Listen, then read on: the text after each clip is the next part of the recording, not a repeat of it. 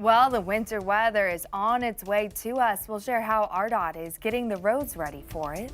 We have reporters out in the field tonight. Updates on how communities are getting ready for the dangerously cold temperatures as well and the snowfall. Thanks for joining us for your 5 News at 6. I'm Darren Bobb. And I'm Alexandra Burnley. 5 News Chief Meteorologist Scott Covert starts our coverage tonight with a first look at what we can expect. Scott. Yeah, it's going to be a very impactful event. Accumulation seemingly increasing for a lot of us. Temperatures are going to get dangerously cold. Here's the highlights. We're going to be looking at a high degree of confidence that roads are just going to get slicker than snot out there. And if they're not slick, you're going to have visibility issues simply because the winds are going to be blowing so quickly, 20 to 30 miles per hour. Expect road conditions to deteriorate rather quickly in northwest Arkansas, given temperatures will be colder. May take an hour or two longer in the River Valley, but I promise you they're going to get there. Closures, gosh, they're already coming in, and they're going to continue coming in this evening. We'll keep you posted with those scrolling at the bottom of your screen. You can also find those over at 5newsonline.com. It's a 1-2 punch, a double whammy. Not only do you have the high degree of precipitation that's going to cause a lot of issues, behind this system comes a really big blast of cold Arctic air. The polar vortex breaking off extremely cold temperatures by Wednesday and Thursday. A lot of folks want to know, Scott, what about power outages? Look, I can't control everything, but I'll tell you, I don't think we're going to be looking at widespread issues. Could there be some? Yeah, absolutely. But the chance is somewhat low that we're going to see widespread issues. And part of the reason why is we don't expect a whole lot of ice. In fact, I think I'm actually expecting less now than I was even this morning. And that's part of the changes that we've been seeing today. The models are coming in a little bit colder and a little bit further towards the south, which is good news for us in terms of mitigating some of the ice potential. But it also means we could see a little bit more sleet and snow. Impacts look like this. Tomorrow, first thing in the morning, we're getting the low category, but it's not going to take long at all. Once those first few scattered sleet and snow showers start moving into the area, road impacts start to increase, and certainly by noon, it's not necessarily going to be fun out there on those interstates, roadways, secondary streets, you name it. It's going to deteriorate rather quickly, and with temperatures dropping so low going into Wednesday, I wouldn't expect a lot of help from Mother Nature going into Wednesday. Roads probably going to still be pretty slick out there. Weather impact alert runs through Thursday, first of which is going to be the precipitation. But by Wednesday and Thursday, we're looking at some of the coldest air we've seen in a really long time. I'll show you those numbers in the brand new accumulation map here in just a few. All right, Scott, thanks. And as you mentioned, school already being impacted by winter weather headed this way. Fayetteville, Rogers, Bentonville, Springdale, and Fort Smith are all closed tomorrow, along with a bunch of other districts. You can keep updated on any announcements as they come into our newsroom by scanning the QR code there on your screen.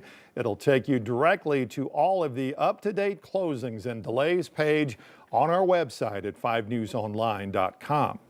County and state leaders are making plans to work around the clock to make sure roads are as safe as they can be. 5 News reporter Lauren Spencer is live along I-49. And Lauren, we're anticipating road conditions will look a little different in the next 48 hours. Yeah, with the threat of snow, ice, any kind of precipitation, RDOT crews should be driving up and down the highway here. They say they're trying to lay down as much salt brine mixture as they can, which prevents the ice from sticking to the pavement. And state and county leaders tell me that this is going to be a tricky system because of the snow on top of sleet and ice, but also the bitterly cold temperatures. Once the snow starts, RDOT crews will be out working in 12-hour shifts to plow the roads. Dave Parker with RDOT says their crews do have the first winter storm of the year under their belt, but he says this one is much different. Last time we had a big snowstorm came in, we got a lot of snow, we were able to plow it away. And then after a day or two, we were back up well above freezing, plenty of sunshine that helped us clear things out as much as plowing did. This is not going to melt anytime soon. In Benton County, they have 80 road department members ready to work 12-hour shifts for the next coming days, and they're going to move to a sand-salt mixture once that precipitation falls. In Sebastian County, crews have been out all day working to pre-treat those roads, and they'll be out again tomorrow until the precipitation falls, which then could wash away that pre-treatment. For now, I'm live in Rogers, covering news where you live. Lauren Spencer, 5 News. All right, Lauren, thanks. And with the bitter cold moving in, remember to check those pipes to stop a major headache. 5 News reporter Kayla Davis spoke with a local plumbing business on what you need to know. 2 things you need to do before you go to sleep tonight are start a drip on all of your faucets and open cabinets to make sure that heat is flowing to your pipes. For those of you who live in a house, keep outside pipes covered with a towel. If you don't, freezing air could get into your house through any gaps or cracks. Plumbers also say to disconnect any outdoor faucets and hoses. Most importantly, keep your home warm. Briar Baker with Baker Plumbing recommends keeping your thermostat close to 70 degrees. If you do believe your water is frozen, he says it's best to shut it off to prevent further damage. Damage that can be quite expensive. Baker says he will be out responding to any emergency calls he receives, but hopes people will take this seriously to prevent any extensive damage and save money. Covering news where you live, Kayla Davis, 5 News. Hospitals are also getting ready and preparing their emergency rooms for whatever this week's winter storm brings.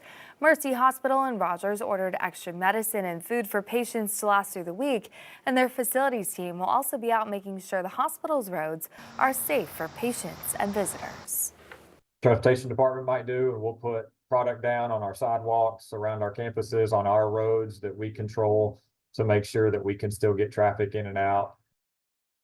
Mercy says if the weather impacts one of their clinics that you have an appointment with, they will reach out to let you know. As the storm moves in, our team is here bringing you the latest on the forecast, school closings, and more. Make sure to join us tomorrow for 5 News This Morning from 4:30 to 7, also streaming on 5 made for smart TVs.